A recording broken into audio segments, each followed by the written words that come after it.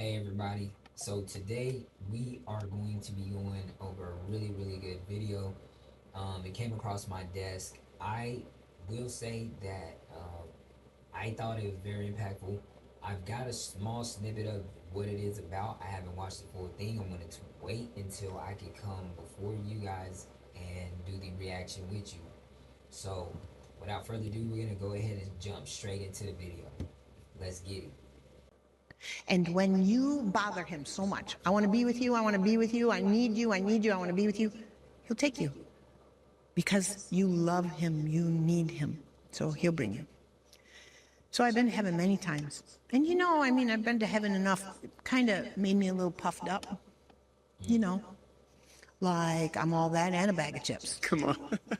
I mean, it's hard not to feel special when you've seen so many things.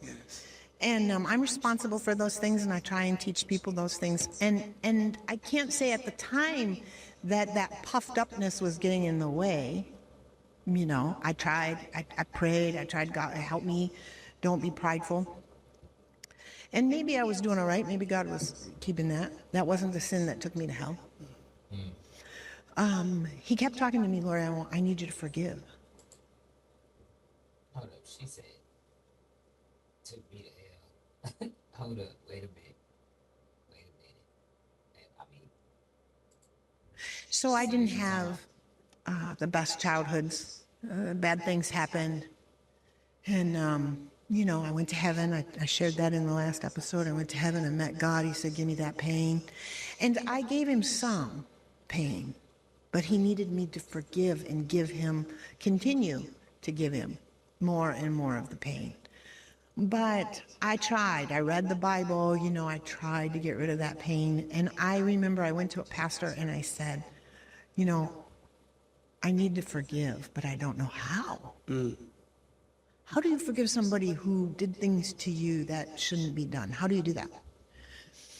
And he told me, he said, well, you give up your right to hurt somebody back. That's what forgiveness is. You give up your right to hurt somebody back. And I grabbed that hook, line, and sinker, and it's a lie. I don't want anybody to go there. It's a lie. It sounds good on the front end, but it's a disaster. You had no rights. To say, I give up my right to hurt you back. No, I am in the same boat as them. I need Jesus to come and save me. I have no rights. He saved me the same way he's going to save everybody else. So I got fixated on, I have a right.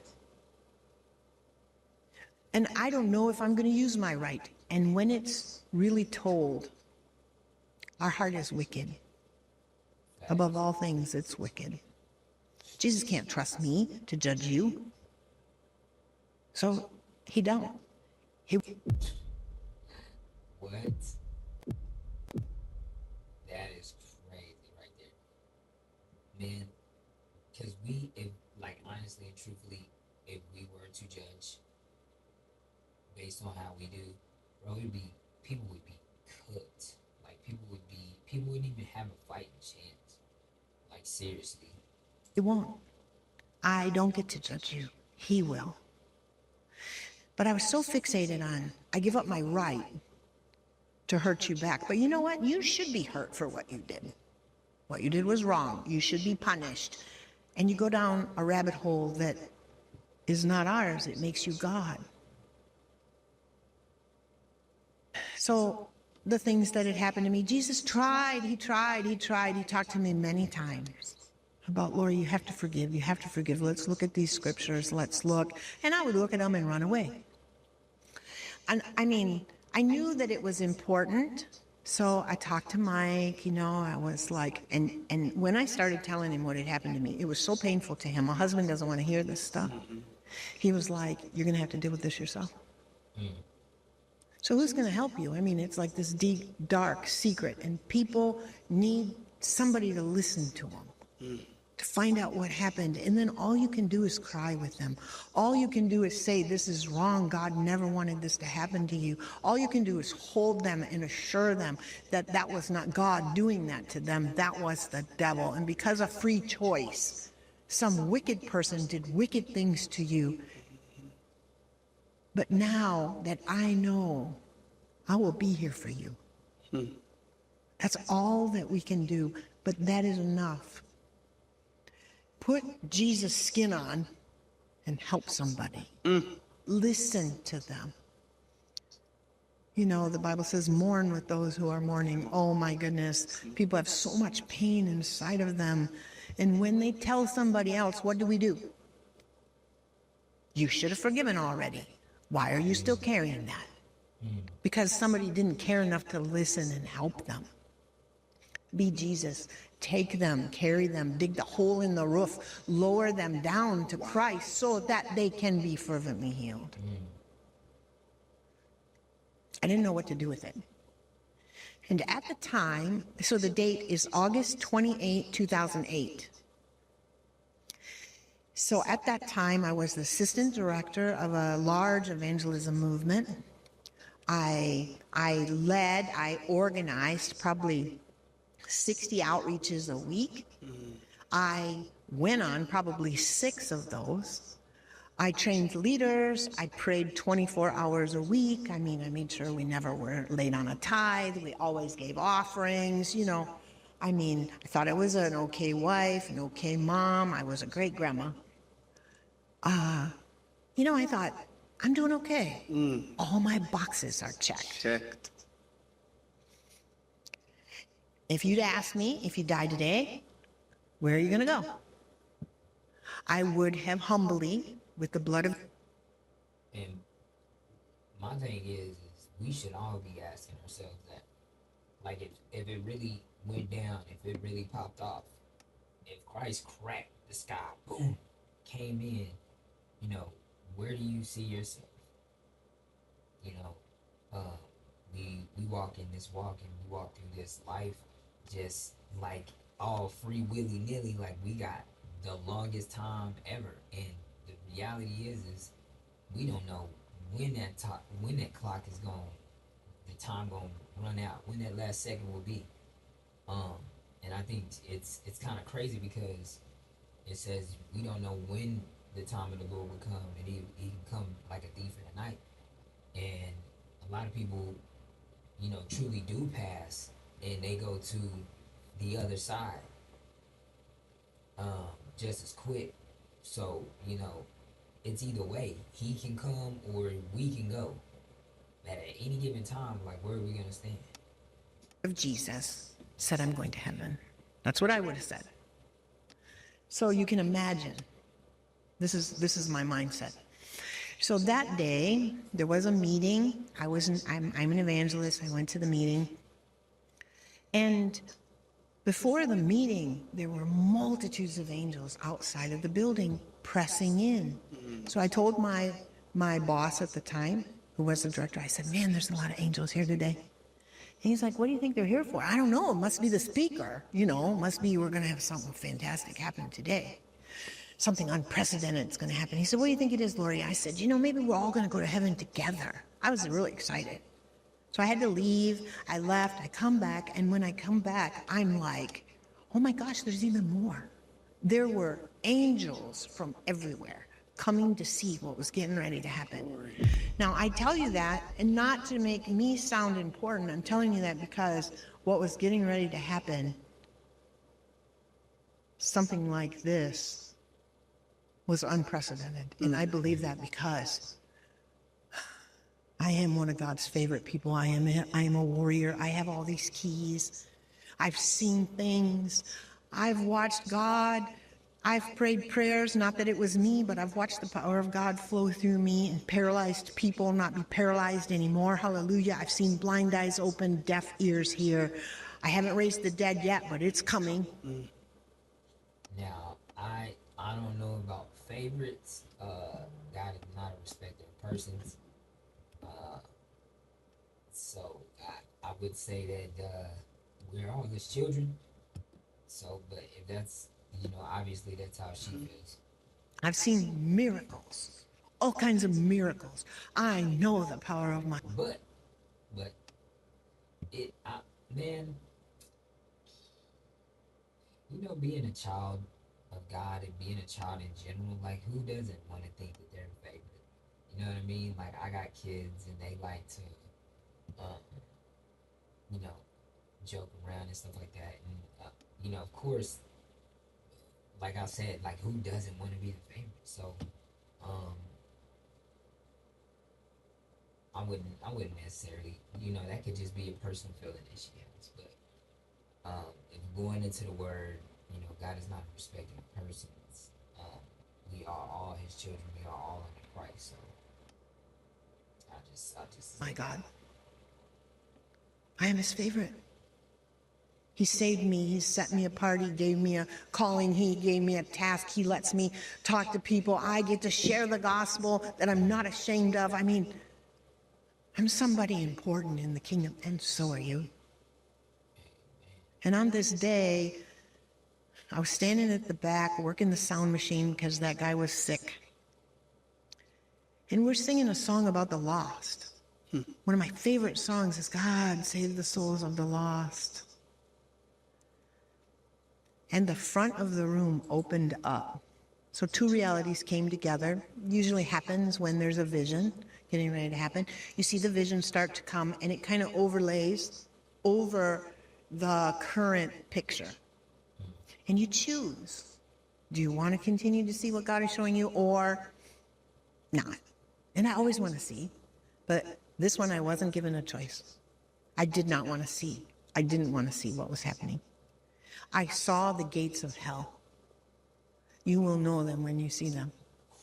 It is a place that is separated from God. You will know them. And as I had my eyes closed, we were singing. I felt the heat come into the room. That's the first thing. I felt the heat. And my brain right away felt that this heat was so intense that a bomb went off. I remember thinking a bomb went off. And I opened up my eyes and then I saw the gates of hell. And when I saw them, I knew them. I knew this isn't something good. You don't want anything to do with this. Get as far away. You're too close to the line, right? You know, people talk about you can fall on the other side. This is too close. Yeah. This is the gates of hell. I'm supposed to be fighting for souls to come away from the gates of hell. There's no soul there. Just me. And those gates swung open and a hand came out of hell and it grabbed me in my spirit.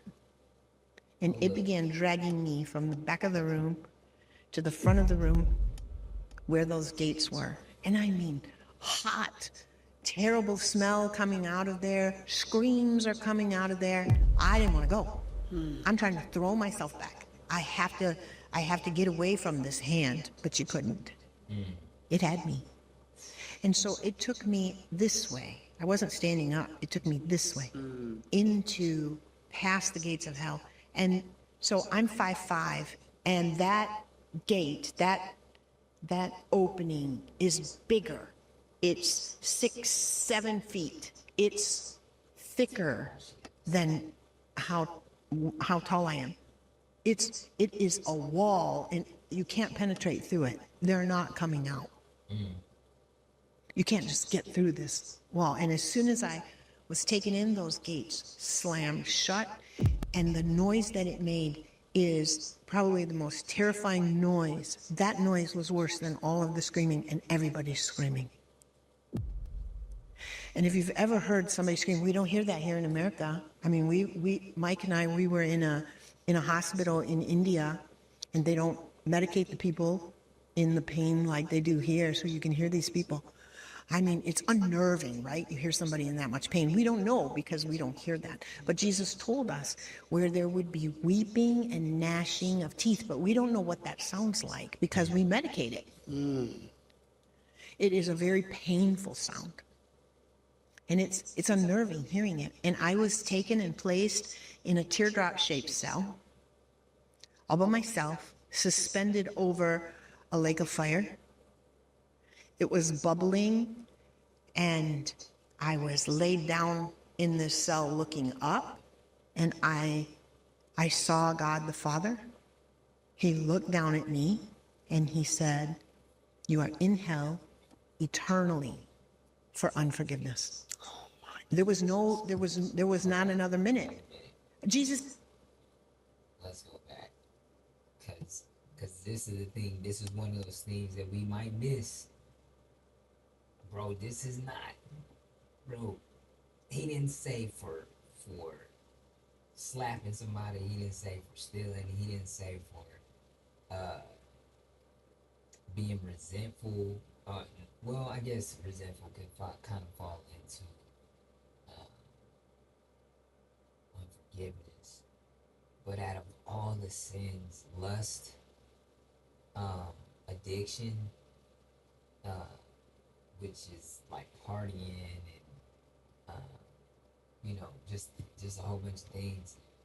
Like he told her unforgiveness, bro. That's heavy, bro. Had tried. He had tried and tried and tried and tried. Lord, you have to forgive, you have to forgive, you have to forgive. Well, I don't give up my right. I don't give up my right to forgive those people. They deserve to feel a little bit of something. They deserve. They deserve. I'm going to judge them. You know, right? If you don't forgive them, you're judging them. There was no do-over. And suddenly, you know, I mean, the terrible things that happened there, Ezekiel, you know, I've had so many nightmares about that. I wrote a book about it, and I'm sure sitting here, I am not going to go through all of it, but people need to know what it's like. The flame in hell is not like the flame in heaven. It's not like the flame on earth. There are three different fires. The fire in hell is black. I'm not talking about the color of a person's skin or the color of a paint. I'm talking about a blackness that is filled with evil, a darkness that the Lord would call dark. Sin hides in darkness. This is the color of the flames in hell, and when that flame burns you, then that part of you is forever dark. It can't come back to life. There's no water in hell, and so my whole body evaporated. And what was left was just some skin with the bones on it, because we're mostly water. It was gone. It was such an excruciating pain.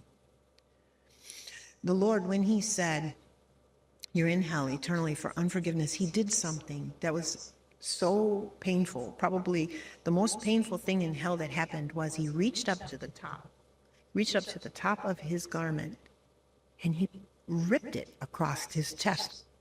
Up till that point, I'd never seen that done. I'd never read it in the Bible. I don't know what it meant. But having seen it, I knew exactly what it meant. I'm done with you. I'm done with you. How can this be? I got all my boxes checked.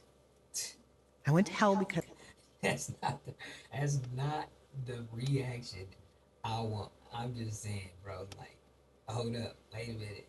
Like, I'm done with you, bro. We think we know anger. We think we know wrath. We think we know how mad we can get and what we can do when we mad. But we have no idea, bro. What God, what His wrath is like. What His true punishment will be to those who want to go with Team Satan, bro. It's not a winning team, brothers, sisters. That is not a team that we want to be on. And if you ain't on the team of the Most High in Christ, then that's the only other team that you're on. So, hey. I would not forgive. My eyes broke apart. My skin burned and dripped off of me. You're going to scream like you've never screamed before when you get there. And everybody's screaming.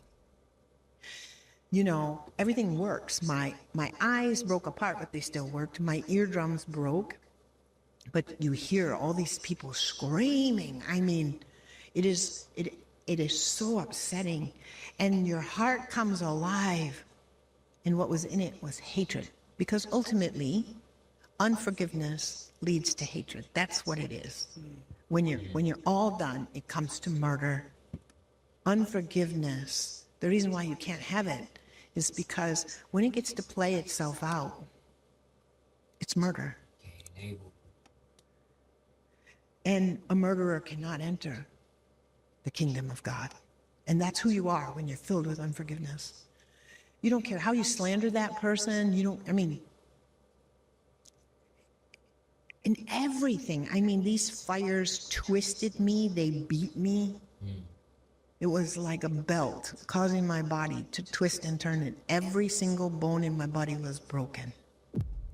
And everything extended, everything was so painful, and you just keep throwing up because you're breathing in air that is so poisonous. It was the worst torture.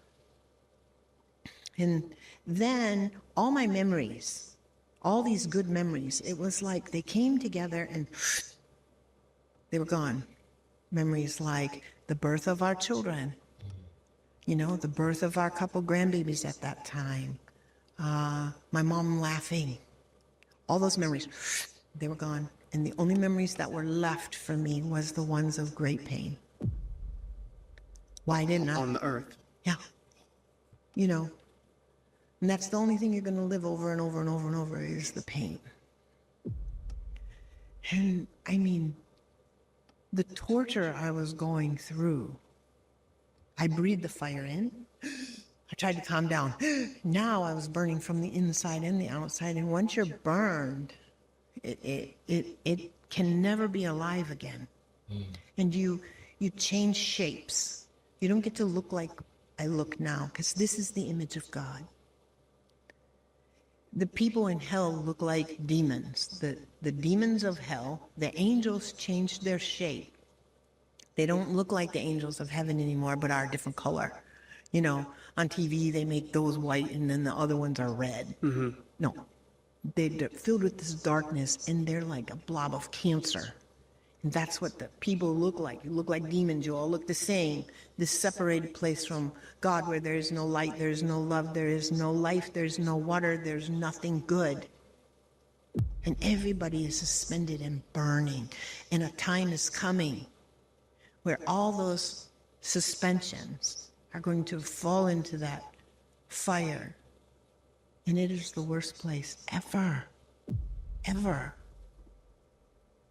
I mean, the trauma from what I went through, the trauma of what I experienced is just, I'll tell you about it in a minute. I mean,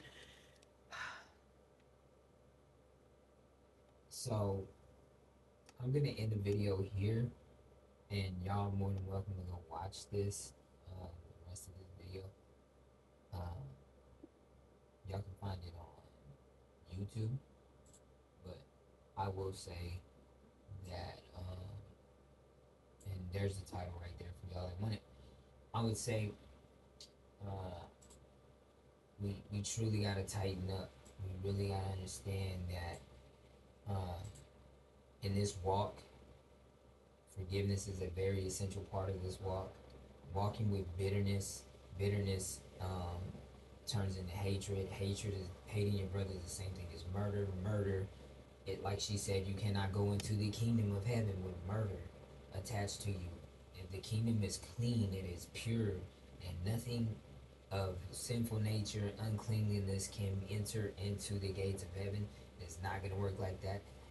It ain't no YOLO, live my life how I want to, and you think that you get to just go into the kingdom of heaven just because you're believing once saved, always saved, and I can do whatever and be saved.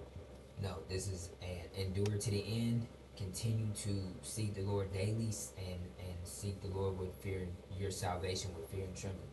So, after watching this, I implore everybody to walk in the spirit of forgiveness. All right, I'll see y'all in the next one. Thank y'all for tuning in. We're out. And always remember, keep God first.